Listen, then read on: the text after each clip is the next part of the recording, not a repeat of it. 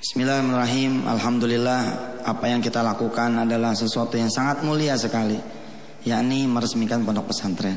Dari tahun 2008 Wisata Hati dan Darul Quran mencanangkan Ihyaus Sunnah, satu gerakan mulia. Kita ngebenerin yang wajib, ngidupin yang sunnah. Dimana bencana lebih bencana datang karena kita lebih kenal wali kota ketimbang Allah. Kita lebih mengenal ulama ketimbang Allah. Kita mengenal habaib ketimbang Allah. Kalau ngaji dari jam 7 sampai setengah 12 di masjid, lah setengah 12 bubar pulang. Loh, Allah yang dipanggil-panggil dari jam 7, begitu datang bingung, oh ditinggal. Tadi dipanggil-panggil, sekarang ditinggal. Nah, ya, karena itulah mari kita sama-sama beristighfar.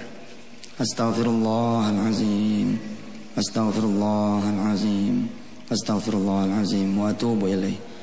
Banyak di antara kita yang menikahkan anak-anaknya dengan tidak memberikan tempat sama sekali buat Allah Subhanahu wa taala. Kadang-kadang mantenan di masjid, tapi hanya 1-2 orang tamunya yang kemudian menunaikan salat zuhur. Banyak orang-orang yang akad nikah di masjid, tapi demi Allah, demi Rasulullah, sekarang ini kalaulah bukan orang-orang yang sudah belajar tentang tahiyatul masjid, niscaya rombongan pengantin pria dan perempuan hampir tidak kita kenali sebagai orang-orang yang menghormati masjid. Mereka datang dengan pakaian-pakaian yang hebat karena mereka sudah nyewa masjid. Biasanya jam 8 tet langsung akad nikah. Tidak ada itu yang namanya sholat tahiyatul masjid dulu, berterima kasih kepada Allah dulu. Kita sering banget memberi perintah kepada Allah. Perintah apa kira-kira? Perintah, ya Allah supaya Engkau memberikan rezeki, perintah supaya memberikan pekerjaan, perintah supaya memberikan kita haji dan umroh. Apakah itu kira-kira perintah yang kita berikan kepada Allah? Kalau itu yang menjadi jawaban ibu dan bapak semua, maka ketahuilah itu bukan perintah, bukan perintah lil wujub, ya, tapi al-amru lid du'a, perintah sebagai permohonan kita kepada Allah. Yang dimaksud dengan perintah adalah ketika azan berkumandang seperti ini, Allahu Akbar, Allahu Akbar. Tunggu ya, kita lagi peresmian pesantren. Loh, yang kita cari ini Allah, yang kita minta redonya Allah. Loh, dia sudah datang nih. Loh, masa disuruh tunggu? Tunggu ya, saya lagi rapat. Tunggu ya, saya lagi meeting.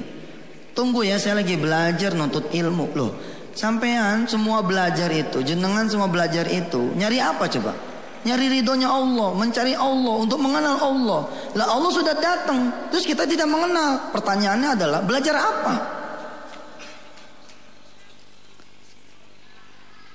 Saya memohon betul kepada Pak Wali Kota, Pak Wakil, untuk mengumpulkan kepala-kepala dinas di pendidikan, untuk mengumpulkan para guru-guru dan kepala-kepala sekolah seluruh Batu, dan saya bersedia bicara di depan mereka semua insya Allah. Bagaimana menghargai Allah. Bayangkan ya, kalau kepala Kementerian Pendidikan, ya, Bapak Haji M. Nuh, lalu mengatakan kepada, katakanlah SMP Negeri Batu, hei, saya mau datang ke sana ya. Itu mesti persiapannya dari pagi, bahkan mungkin beberapa guru off, tidak mengajar, dan kepala sekolah pun mewanti-wanti kalau kepala menteri ini datang, tolong semua aktivitas dihentikan, kita keluar untuk menyambut kedatangan Pak Menteri. Itu yang terjadi. Tapi gilirannya menciptakan M. Nuh datang, ketika yang menciptakan Bapak Menteri datang, yakni Allah Subhanahu wa taala, paling banter guru itu mengatakan seperti ini doang. Anak-anakku sebentar, kita diam dulu, azan sudah berkumandang. Segitu tuh paling top. Saya pernah duduk satu bangku dengan pejabat dari pusat yang saya yakin tidak tahu orang-orang yang kami lewati siapa yang ada di dalam mobil tersebut. Tapi mungkin informasi sudah menyebar bahwa ada orang yang sangat berkuasa lewat. Lalu untuk menghormati yang sangat berkuasa ini, kepala daerah memerintahkan semua murid-murid keluar memegang bendera merah putih. Lalu saya kedapatan duduk di salah satu mobil, salah satu pembantunya orang yang sangat berkuasa. Apa yang terjadi Bapak Ibu yang dirahmati Allah? Saya melihat sebuah keanehan untuk pelajaran buat diri saya sendiri. Padahal Allah turun dengan segenap malaikat-malaikatnya. Fi waktu sholat, di waktu sholat. Boro-boro kita perhatian kepada dia, tanda bahwa kita tidak mengenal dia sama sekali. Besok bapak dan ibu pun begitu. Kalau mau menikahkan anaknya, mbok didahului dengan sholat duha. Bilang sama kepala KUA-nya, silakan Pak Kepala KUA datang jam 8.30 saja, sebab kami sekeluarga mau sholat sunnah dulu jam 8. Masjid ini memang secara administratif kita sewa kepada DKM. Tapi sesungguhnya yang punya masjid adalah Allah Subhanahu wa taala.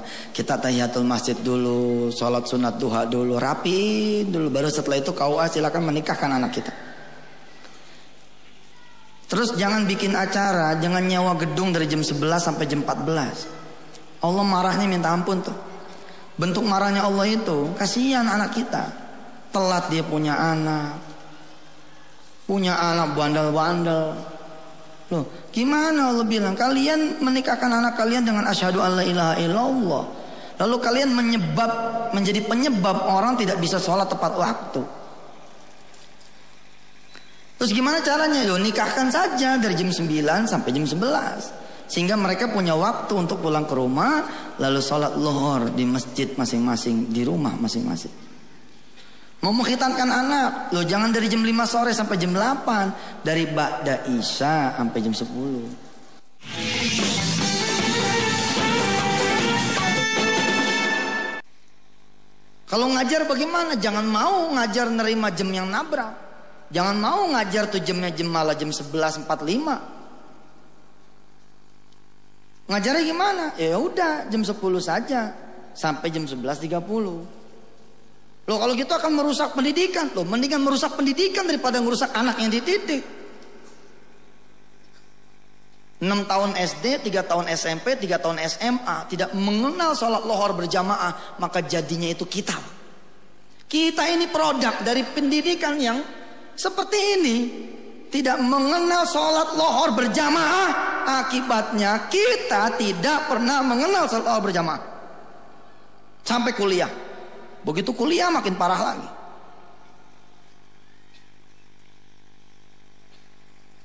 Lebih parah lagi Pak, udah mah Allah tidak kita cintai, Rasulnya pun tidak kita cintai. Tanya anak kita, Dok mari sini, Nang sini, tadi kamu sholat duha? Ya ndak sempat toh mah. Wong masuk kelasnya 6:30, jam 7, istirahat jam 9.30, buat jajan sampai jam 10. Cari sekolah-sekolah seperti Kiai Munir, pesantren-pesantren seperti Kiai Munir dan para kiai. Sekolah yang begitu anak yang masuk, maaf, Anda jangan masuk kelas dulu, masuk mushola dulu, sholat dulu. Pengen ilmu kan? Tuh, ada yang maha memberikan ilmu. Subhanaka la ilma lana illa ma 'allamtana innaka antal alimul hakim. Sujud dulu sama Allah yang maha memberikan ilmu. Di Malang azannya 11.20, maka jam 11.10 kira-kira begitu sudah ngerem. Berbunyilah sirene di seluruh sekolahan negeri, di seluruh kota Batu. Pertanda bahwa sebentar lagi Allah Subhanahu wa taala tiba. Ibu punya warung. Ada orang datang, warung mie, warung bakso. Assalamualaikum Pak, kita lagi rapi-rapi bebenah. Tanda sudah mau sholat asar. Waalaikumsalam. Tolong bikinin 30 mangkok. Wah, jangan sekarang Pak, saya mau istirahat dulu untuk menyambut Allah Subhanahu wa taala. Loh, ya nggak usah semuanya. Siapa gitu satu suruh jagain warung, kemudian berikan saya dan teman-teman saya ini mie 30 mangkok. Oh enggak bisa Pak, kalau Bapak mau nunggu 30 mangkok ini setelah saya dan anak saya sholat asar, lo mari tunggu. Kalau enggak, maaf, Allah lebih penting daripada 30 mangkok yang saudara beli.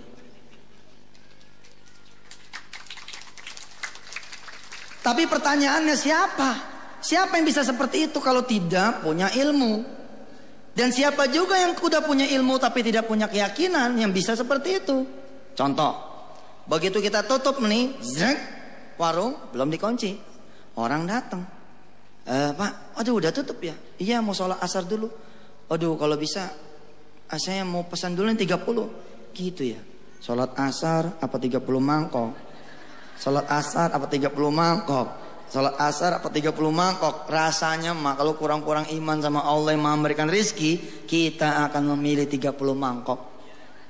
Begitu teganya kita buka lagi. Allah yang sudah tersenyum dan para malaikat yang sudah tersenyum, yang akan memberikan 30 dikali 10 mangkok lagi, dan yang sudah memberikan rizki dari mulai subuh sampai asar, dan memberikan rizki dari mulai kita lahir. Kita abaikan hanya gara-gara 30 mangkok saja. Allah karim, antallah la ilaha illallah ahadus samad, lam yalid walam yulad walam yakul lahu kufuwan ahad.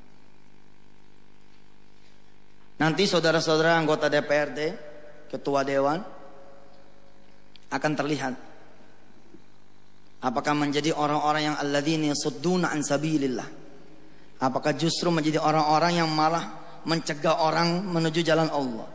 Para pengusaha nanti akan terlihat ketika diberikan kerajaan perusahaannya. Para penguasa akan terlihat ketika diberikan oleh Allah kerajaan sedikit dari kekuasaannya. Padahal kita sama-sama tahu, qulillahumma malikal mulki tu'til mulka man tasha'u wa tanzi'ul mulka mimman tasha'u wa tu'izzu man tasha'u wa tudhillu man tasha'u biyadikal khair innaka ala kulli syai'in qadir. Tulijul laila fin nahari wa tulijul nahara fil lail wa tukhrijul hayya minal mayyiti wa tukhrijul mayyita minal hayy wa tarzuqu man tasha'u bighairi hisab. Akan terjadi peristiwa seperti ini yang memang lazim. Kita sudah melihat, jangankan di anggota dewan, jangankan di perusahaan-perusahaan, di tempat yang mulia ini pun masih terjadi seperti ini. Apa kemudian kata si pimpinan rapat? Sekretaris rapat, masih ada berapa agenda rapat yang belum kita selesaikan? Baik Pak, dari 5 notulansi rapat, baru 3 yang sudah kita selesaikan. Masih ada 2 Pak. Baik, para peserta rapat yang dimuliakan Allah Subhanahu Wa Taala, kita punya 5 agenda, yang baru terbahas 3, tinggal 2. Sedangkan sebentar lagi lohor. Kita ambil kesepakatan dulu, kita sholatnya nanti sekalian habis makan siang. Bagaimana, setuju? Enggak setuju yang ngomong anggota dewan, ketua fraksi. Enggak setuju yang ngomong Pak Wali Kota. Enggak setuju yang ngomong Kiai Munir. Enggak setuju yang ngomong ada Ustadz Yusuf. Enggak setuju yang ngomong mertua. Enggak setuju yang ngomong guru kita. Coba ya, iseng itu ada seorang anak ngomong begini, maaf Pak, saya sholat dulu. Loh, tar aja sekalian. Loh, kalau sudah dikituin kita jadi murid gimana?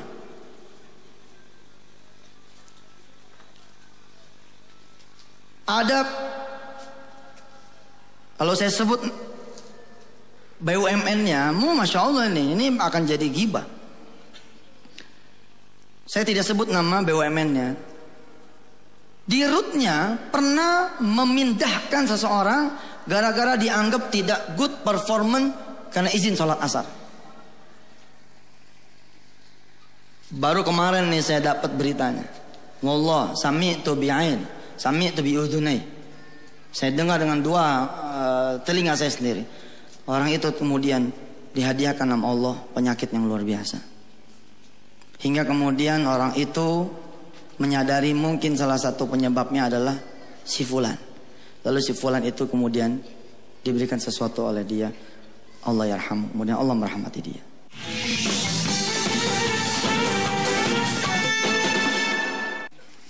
Awalam ya'lamu anna Allah yabsutur rizqa liman yasha Awalam ya'lamu anna Allah yabsutur rizqa liman yasha'u wa yaqdir. Inna fi dzalika laayatin liqaumin yu'minun. Hai manusia, emang enggak tahu aku nih yang melapangkan dan menyempitkan rizki, meluaskan dan menyedikitkan rizki.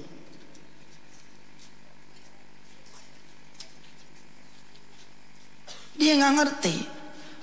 Allah sudah memberikan kesempatan dia membahas 3, tinggal 2. Bukan baru 3, masih ada 2, bukan, udah 3. Maka sebagai seorang kepala daerah yang baik, sebagai seorang pengusaha yang baik, kepala-kepala divisi sudah ada di meja dia, satu ruangan sudah ada di meja dia, maka harusnya dia mengatakan seperti ini.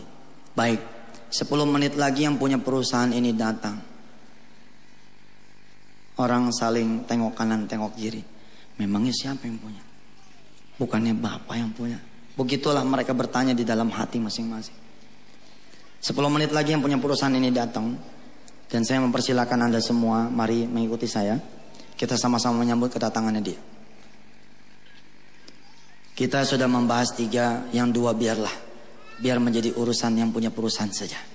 Mudah-mudahan dengan kita menyambut dia, maka jangankan urusan yang 2, urusan yang lain pun dia akan selesaikan. 10 menit lagi saudara-saudaraku yang dirahmati Allah, Allah akan datang ke perusahaan kita. Dan dialah the truly bos kita. Bos sebenar-benar bos. Lalu si orang kaya ini berdiri keluar pintu, nggak ada yang berani, nggak ikut maksudnya. Luar biasa kalau terjadi kemudian di Wali Kota Batu. 11.15 wali kota mengumumkan lewat speaker dari ruangannya, seluruh staf, karyawan, karyawati Pemkot Batu, 5 menit lagi Allah datang. Sopo yang berani sama saya nggak usah sholat lohor.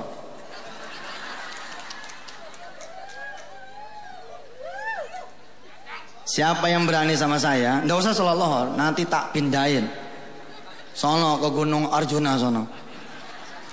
Jadi siapa yang masih pengen jadi staf di Wali Kota Batu, mari ikut saya sholat lohor berjamaah, saya yang jadi imamnya.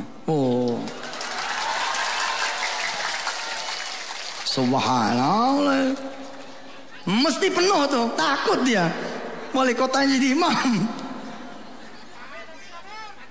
Loh memang seperti itu. Kadang-kadang ibu juga resek juga sih, sama anak berebut remote maghrib. Itu pun wudhunya nunggu iklan. Lo sholatnya kapan? Nunggu iklan lagi. Wah, Masya Allah. Ikutin saya. A'udzu billahi minasy syaithanir rajim.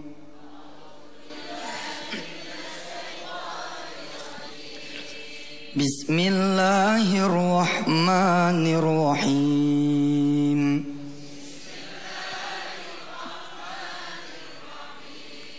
Alif Lam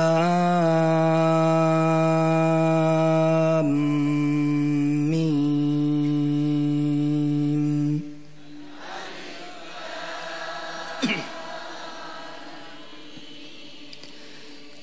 Dzalikal kitabu la raiba fihi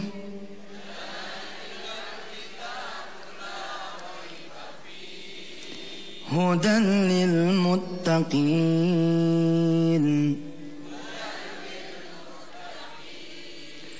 alladzina yu'minuna bil ghaibi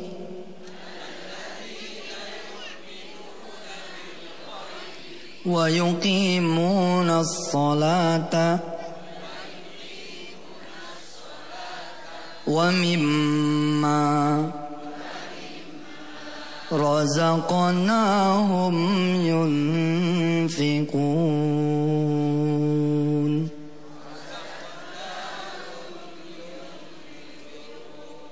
Alif Lam Mim. Hidup ini sederhana, simple. Kalau mau beres urusan, iman kepada Allah, sholat, sedekah, Simpel Pak. Sederhana.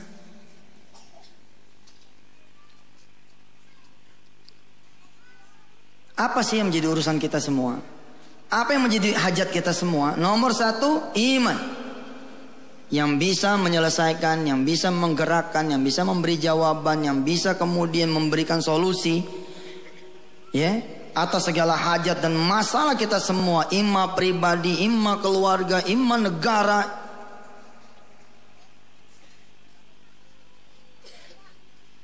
Adalah Allah Subhanahu wa taala.